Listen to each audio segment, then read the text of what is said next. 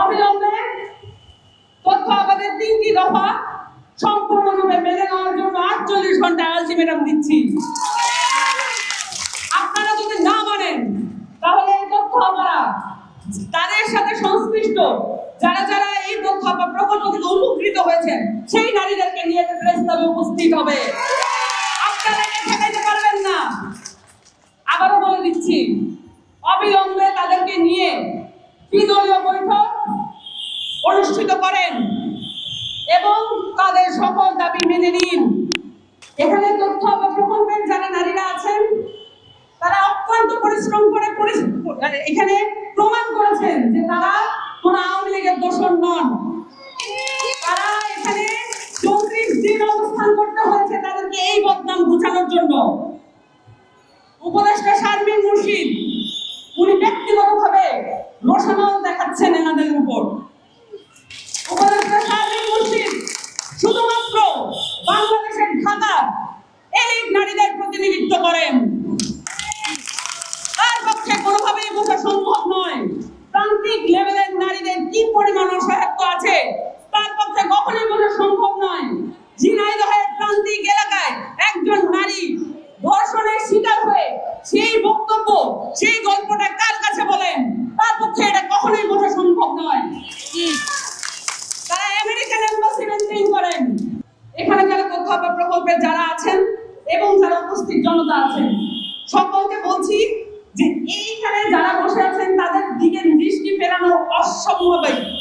এখানে তাদের যে বক্তব্য আছে তাদের 3টি দফা আছে, এর যে যৌক্তিক দফা কোনো কিছুই হতে পারে না।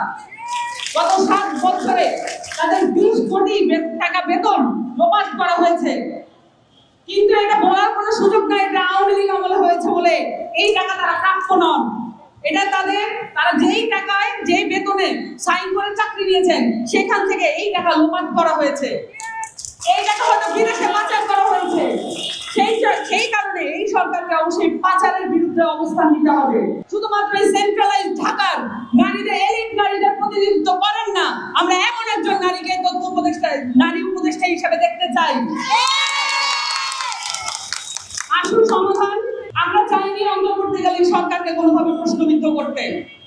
আমরা চেয়েছিলাম তারা নির্বিঘ্নে তাদের জুলাই সমাধানের কাজ করুক, তারা বিচারের কাজ করুক, তারা সংস্কারের কাজ করুক এবং বাংলাদেশে বিদ্যমান যত ধরনের অসুবিধা আছে প্রকল্পের যেগুলো অনিয়ম আছে সেগুলো তারা সমাধান করুক।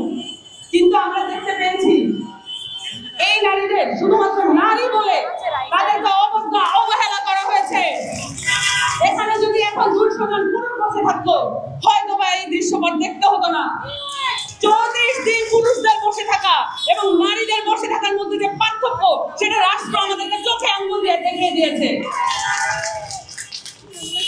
আমি আশা করব আজকেই সেই লাস্ট দিন, আজকেই যে শেষ দিন, যেই দিন আপনাদেরকে আমার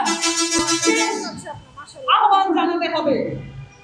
আমরা ওয়ার্নিং বলতে চাই না, আমরা এখন আহ্বানের মধ্যে আছি। আপনারা বাধ্য করেছেন এই নারীদেরকে যমুনার অভিমুখে রওনা হতে। আপনারা বাধ্য করেছেন অবস্থান করতে। আপনারা বাধ্য করেছেন এই নারীদেরকে তাদের বাচ্চা কাচ্চার পরিবার ফেলে দিয়ে এখানে এসে আপনাদেরকে চোখে আঙুল দিয়ে দেখিয়ে দিতে রাষ্ট্র কাঠামো কতটা বিকল। অবশ্যই 48 ঘন্টার মধ্যে এখানে এই নারীদের যত ধরনের সুযোগ সুবিধার অভাব আছে এবং তাদের বেতন যে কেটে নেওয়া হয়েছে, এবং আপনারা জেনে থাকবেন আমি আরেকটা বিষয় বলি, এখানে যারা জুন মাস ধরে অবস্থান করেছেন সকলের বেতন কেটে নেওয়া হয়েছে আরো একবার। এই ধরনের অমানবিক রাষ্ট্রবিরোধী কার্যকলাপ বলবো আমি এটাকে। যারা বেতন যেটাতে সাইন করে চাকরি নিয়েছেন তার প্রাপ্য এই বেতন, সেখান থেকে আপনি বেতন কাটতে পারেন না। আপনারা যখন সমস্যার সমাধান করেন নাই তখন এই নারীরা রাস্তায় বসতে বাধ্য হয়েছে। 1000 বা 1100 নারীকে রাষ্ট্র যদি কর্মসংস্থানের ব্যবস্থা করতে না পারে এই রাষ্ট্র আমাদের খোলনা হিসেবে বদলে ফেলতে হবে। অবিলম্বে তথ্য আমাদের 3টি দফা সম্পূর্ণরূপে মেনে নেওয়ার জন্য 48 ঘন্টা আলটিমেটাম দিচ্ছি। আপনারা যদি না মানেন তাহলে এই তথ্য আপনারা তাদের সাথে সংশ্লিষ্ট যারা যারা এই তথ্য বা প্রকল্প থেকে উপকৃত হয়েছেন সেই নারীদেরকে নিয়ে প্রেস ক্লাবে উপস্থিত হবে। আপনারা এটা ঠেকাইতে পারবেন না। আবারও বলে দিচ্ছি, অবিলম্বে তাদেরকে নিয়ে ত্রিদলীয় বৈঠক অনুষ্ঠিত করেন এবং তাদের সকল দাবি মেনে নিন।